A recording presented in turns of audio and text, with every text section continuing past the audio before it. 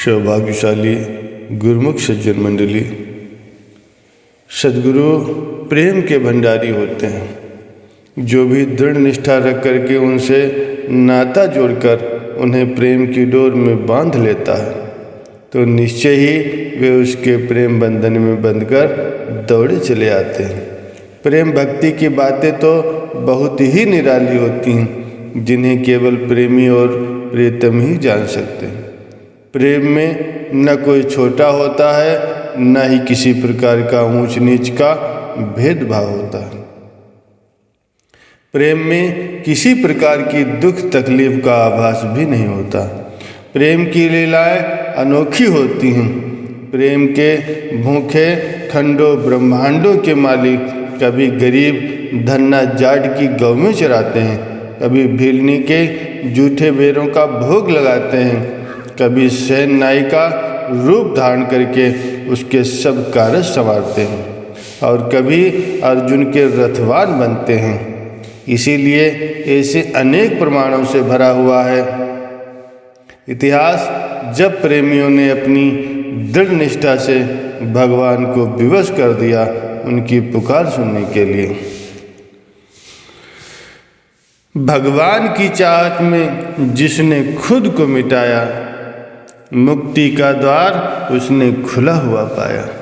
रिद्धियाँ सिद्धियाँ हर वक्त करें उस पर दया, जिस बसर ने मालिक को है अपना मीत बनाया। नीच से भी नीच तर गए करके नाम से प्यार, गंगा में मिल गंगा रूप हो जाए जो नदी की धार। जातन ऊंची चाहिए यहाँ प्रेम का सब व्यवहार, हर दम मालिक को भजो ही में निष्ठाधार। भगवान के घर पर नहीं होता जात वर्ण का भेद, प्रेम पर रीझ जाते हैं प्रभु कहते हैं संत और वेद। प्रेम से ही सबरी ने मिटाया मन का सब खेद, रघुनंदन ने रीझ कर दिया भक्ति का ज्ञान भेद। प्रभु को तो भाता केवल भक्त का भक्ति श्रृंगार, क्योंकि उसके मन में रमा होता है प्रभु का प्यार।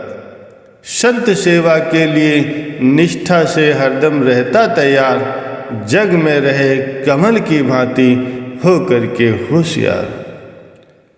कहते हैं एक पंछी पकड़ने वाला संत से भी पुरुष था, संयोगवश 3-4 दिन उसके जाल में कोई पक्षी फंसा ही नहीं। एक संत जी के चरणों में जाकर के उसने अपने मन ही मन संकल्प किया, आज यदि कुछ पक्षी फंस जाएंगे तो उनमें से एक पंछी वो संत जी को भेंट कर देगा। कुदरती ही उस दिन उसके जाल में कितने ही पंछी आकर के फंस गए। जब संत जी की कृपा समझकर वह उनमें से एक पंछी संत जी के चरणों में भेंट करने के लिए ले गया। संत जी ने उसका प्रेम, उसकी श्रद्धा देखी तो उसे कहा, यदि मुझे पक्षी देकर के राजी करना चाहते हो तो मैं तुम्हें एक पंछी का रूप, रंग और आकार बताता हूँ और एक छोटा सा मंत्र भी देता हूँ। इस मंत्र का अभ्यास करने से उस रूप, रंग और आकार का पंछी जब तुम्हारे जाल में आकर के फंस जाए तब तुम उसे मेरे पास लेकर आना। मैं आशीर्वादों से तुम्हारा दामन भर दूंगा, तुम सदा सुखी और खुशहाल रहोगे। इससे वो मनुष्य बड़ा खुश हुआ। संत जी ने जो उसे मंत्र बताया वो बड़ी लगन और उत्साह से उस मंत्र का दिन रात अभ्यास करने लगा। संत जी ने उसे पक्षी के रूप में भगवान का ही ध्यान बताया था। उसे यही बताया था कि उसका रंग सांवला होगा, पंख पीले रंग के होंगे और चोटी मुकुट की तरह होगी। उसने प्रण कर लिया कि जब तक मन की मुराद पूरी नहीं होगी तब तक वो अन्न जल ग्रहण नहीं करेगा। 2-4 दिन बिल्कुल भूखा प्यासा रहा तो अवस्था क्षीण हो गई। भगवान ने जब देखा कि ये दृढ़ निश्चय करके आस लगाकर बैठा है, तो झट से पक्षी का रूप धारण करके उसके आगे जाकर के उड़ने लगे। वो तन्मय हो जिस रूप का ध्यान कर रहा था, उन्हें सम्मुख पा करके पूरी शक्ति से उन्हें पकड़ने के लिए दौड़ा। उनको हल्के कपड़े से बांधकर संत जी के पास ले आया। संत जी भगवान को बंधा देखकर मन ही मन हंसने लगे। वह उनकी महिमा गाते हुए प्रसन्न मन से कहने लगे कि धन्य है आप प्रभु, जिनके स्मरण मात्र से जीव के लाखों बंधन कट जाते हैं, वे प्रभु प्रेमियों के प्रेम बंधन में किस प्रकार से बंध जाते हैं। संत जी ने उस शिकारी को कहा कि इस पक्षी को आज़ाद कर दो। शिकारी बोला कि मैंने पहले ही इसे बहुत पुरुषार्थ करके पकड़ा है, फिर दोबारा तो ये हाथ आने वाला नहीं है, इसीलिए इसे कैसे मुक्त कर दो। संत जी प्रेम विभोर होकर के कहने लगे, सूत जाल फंसा नहीं, फंसा प्रेम के जाल, प्रेम तुम्हारा देखकर फंसा है नंदलाल। अरे भोले प्राणी, जिसे तुम एक साधारण पंछी समझ रहे हो, वो साक्षात पार ब्रह्म परमेश्वर हैं, जिन्होंने तुम्हारे प्रेमवश ये रूप धारण किया है। संत जी की विनती पर भगवान ने अपने असली रूप में प्रकट होकर के उन्हें अपने दर्शनों से निहाल कर दिया। ऐसी अनोखी दात किसी भाग्यशाली गुरुमुख को ही प्राप्त होती है, जिनकी वृत्तियां संसार से हट करके मालिक के वचनों के अनुरूप चलती हैं।